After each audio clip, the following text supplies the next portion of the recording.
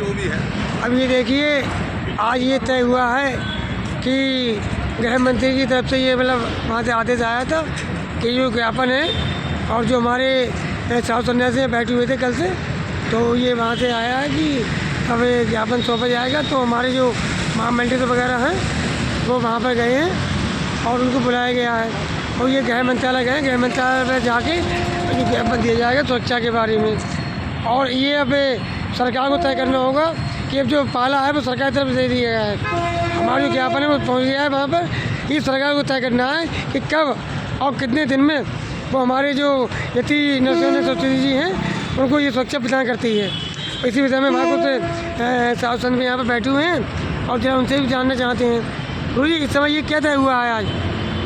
माँ और महादेव के चरणों में नमन करते हुए, अपने गुरु और महामंडलेश्वर यति नरसिंहानंद गिरी जी महाराज के चरणों में दंडवत प्रणाम करते हुए मैं डॉक्टर यति निर्भयान गिरी, आज आप देख रहे हैं यहाँ पर कि हम Delhi UP border, Ghazipur border बोलते हैं। यहाँ पर हम सभी सन्यासी यहाँ पर अभी आमरण अनशन पर बैठे हुए हैं। ये जो जगह आपको खाली दिख रही है, हमारे दो सन्यासी जो बिल्कुल आमरण अनशन पर बैठे थे, यति राम स्वरूपानंद गिरी जी महाराज और यति रणसिंहान गिरी जी महाराज, ये दोनों अभी दिल्ली पुलिस के उच्च अधिकारी अपने संग माननीय अमित शाह जो गृह मंत्री है, केंद्रीय गृह मंत्री, उनके कार्यालय में गए हैं और अपने मांग पत्र लेकर के कि हमारे गुरुवर महामंडलेश्वर यति नरसिंहानंद गिरी जी महाराज को जेड श्रेणी की सुरक्षा दिया जाए।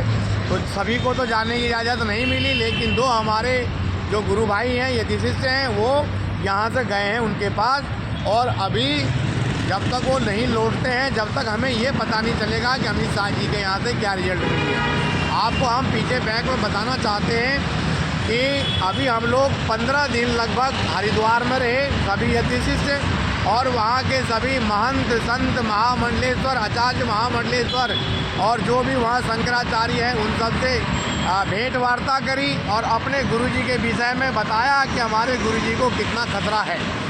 जैसा कि आपको पता है कि 57 इस्लामिक देश, ये इस्लामिक जिहादी आतंकवादी हमारे गुरुजी को जान से मारना चाहते हैं और ये कईयों वर्ष से इसके पीछे लगे हुए हैं और करीब 1500 करोड़ रुपए यानी 1500 करोड़ रुपए का जो सिर कलम करने का इन्होंने जो इनाम रखा हुआ है, उसके साथ में IS जैसे आतंकवादी गिरोह और जो अभी अलीगढ़ मुस्लिम विश्वविद्यालय से पकड़े गए हैं, वहाँ का प्रोफेसर है, वहाँ से पढ़े हुए छात्र जो इंजीनियर हैं, जो आपने इलेक्ट्रिकल इंजीनियर हैं और वो बम बनाना जानते हो, पकड़े गए। उनके पास से हथियार पकड़े गए, उनके पास से कारतूस पकड़ी गई, अन्य डिवाइसें पकड़ी गई, बम बनाने की सामग्री पकड़े गए और वहाँ के प्रोफेसर तक पकड़े गए। उसके बाद दिल्ली के होटल से आतंकवादी पकड़े गए थे, जिहादी आतंकवादी, जो मुस्लिम आतंकवादी है, इस्लाम को आसमानी किताब पढ़ने वाले आतंकवादी है, ये पकड़े गए थे। उनके पास तो गुरुजी के तस्वीर फोटो मिले थे और भगवा वस्त्र मिला था। अभी हाल में ही इलाहाबाद यानी कि अगर हम कहें प्रयागराज में अभी एक बस कंडक्टर को चापड़ से गर्दन काट दिया था इस्लामिक जिहादियों ने, और वो भी कोई अनपढ़ नहीं था, पढ़ा लिखा था, वो भी बीटेक कर रहा था वहाँ से। और उनको जब पुलिस पकड़ने के बाद भागने लगा और भागते भागते वीडियो बनाया, उसमें वो कहा कि मैं गाजियाबाद दासनाथ मंदिर के जो महंत है मैं उसको मारने जाऊंगा, छोड़ूंगा नहीं, मैं उसे मारूंगा। तो इस तरह के समय समय पर ATS पुलिस प्रशासन के लोग इन लोगों को गिरफ्तार करते हैं। इतना खतरा होने के बावजूद हमारे गुरुवर महामंडलेश्वर यति नरसिंहानंद गिरी जी महाराज को सिर्फ 3 पुलिस वाले सुरक्षाकर्मी दिए हुए, 3 गनर हैं और मंदिर पर करीब 30-40 पुलिस के लोग हैं। लेकिन मेरा मानना ये है कि ये 3 गनर गुरुजी के साथ चलते हैं। क्या 3 गनर पर्याप्त है? ये मजाक है। छोटे छोटे चुटभैया नेता, फिल्मी कलाकार, इन लोगों को हास्य कवि, इन लोगों को देखिए कौन कौन से श्रेणी की सुरक्षा दिया गया है और 1500 करोड़ रुपए के जिस पर सिर पर इनाम रखा हुआ है, जो भारत ही नहीं पूरे विश्व का हिंदुत्व का बात करता है, हिंदुत्व योद्धा है, हिंदू योद्धा है और हिंदुओं की लड़ाई लड़ता है, उनको 3 गनर है।